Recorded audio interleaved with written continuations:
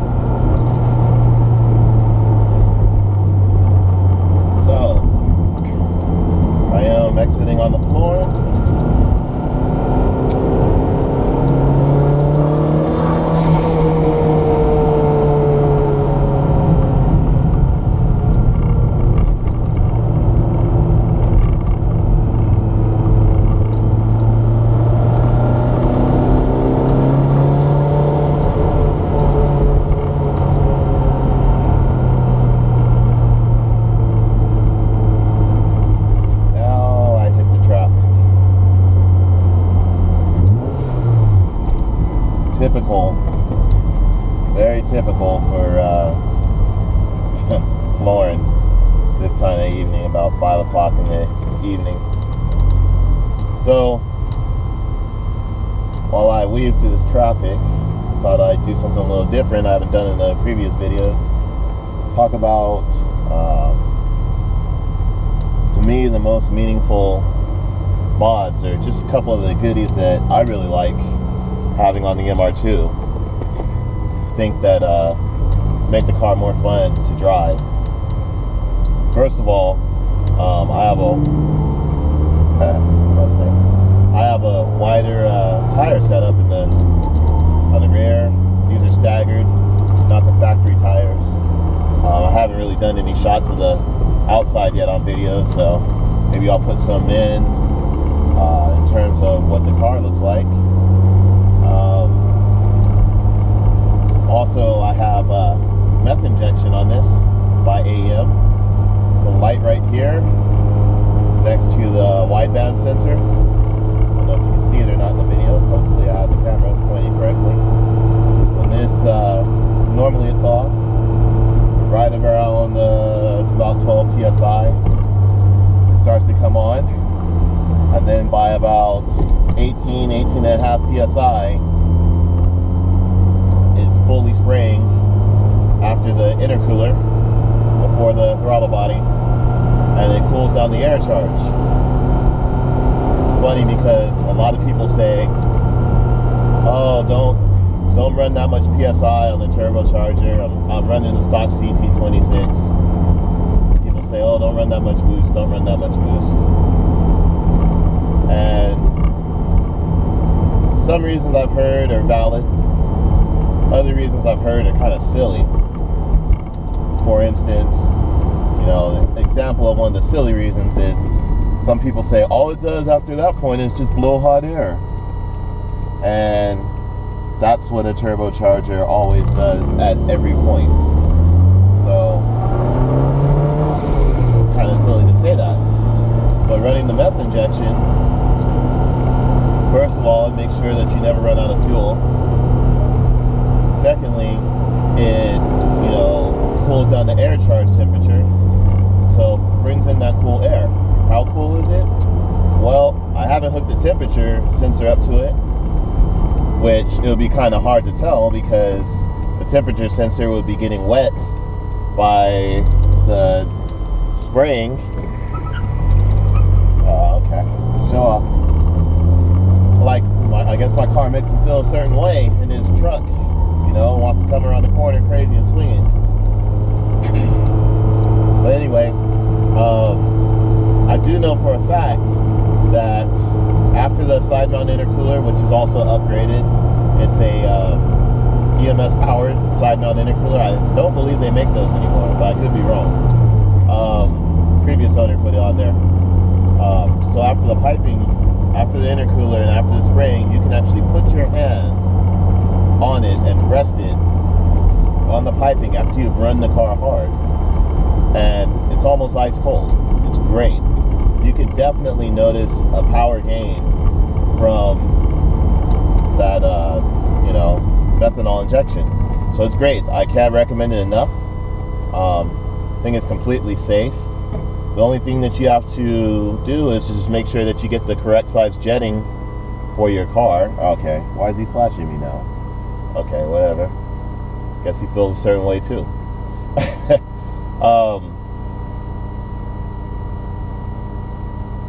What's going on out here in Southside tonight? Anyway, sorry about that. Yeah, it's perfectly safe. I actually got the kit used on Craigslist. Just picked it up in West Sac. It was about $180 for the kit, which is really good. If you can't get your hands on the AEM kit, you can also go with the Snow Performance kit. I know Devil's Own makes a kit. They're all pretty good kits. So, get what works for you and your price range. If you want to try something new, I can't recommend it enough. And the really cool thing about that kit is that there's dials on it. You can tune it to what specifically you want to do on your car. You can run it off of off of what your air meter's seeing. So you have options. And of course, it's basically like it's steam cleaning the interior of your engine, which is awesome too. In addition to the benefits of the octane boost. Now, some people are leery of injecting water into their combustion chamber, but the thing is, you just want to basically atomize the water so that its cooling properties are utilized in the air charge temperature to cool that down. So you're not like putting a water hose into your engine and injecting as much fluid as you are fuel, so you don't have to worry about that. So yeah, I like it. It's really good, and I immediately noticed the power gain. Of course, that's not dyno numbers, but also having the peace of mind of knowing that you're always running safe. I mean, of course, in addition to a wideband, get a wideband. You got to have a wideband, right? If you do anything on the turbos, if you turn up any of the boosts, you got to make sure that you have a wideband and you're doing it responsibly and you don't blow anything up. Okay? You know, some cars run a lot of boost from factory, such as the Evo X. You know, runs like 20 psi stock. I know the Will's Hyundai Genesis runs about that much too. So it's the same motor. So, you know, just gotta do what's safe for you and makes you happy, and just do it responsibly. And that's my spiel for the day. So let's see if I hit this methanol right here. Oh yeah, you hear that? Yeah, when it hits, it hits. It hits hard. Never get tired of it. And actually right now, I don't even have methanol in the tank right now. I just have distilled water. So I'm actually waiting to get my hands on some more methanol. You can also run rubbing alcohol. You just don't want to run it pure. At least I don't. You know, but do what works for you. Just do it responsibly.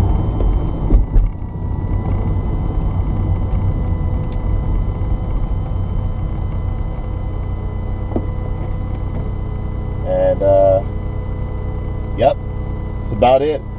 So I'm gonna sign off.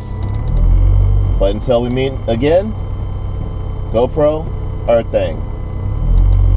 Peace.